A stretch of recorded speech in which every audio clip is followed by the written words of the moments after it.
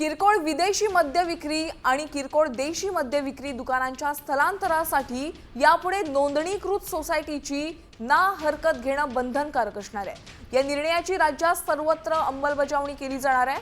हा नियम संपूर्ण राज्यासाठी एक समान पद्धतीने लागू केला जाईल अशी महत्त्वपूर्ण घोषणा उपमुख्यमंत्री अजित पवार यांनी आज विधानसभेत केली आहे। दारू दुकानांमुळे अनेकदा स्थानिक रहिवाशांकडून तक्रारी येतात आणि यामुळे कायदा आणि सुव्यवस्थेचा प्रश्न निर्माण होतो। महिलांची सुरक्षा, वाहतूक कोंडी आणि ध्वनी प्रदूषण यांसारख्या समस्या उद्भवतात आणि त्यामुळे दारू दुकानांच्या स्थलांतरासाठी आता सोसायटीची एनओसी अनिवार्य असणार आहे।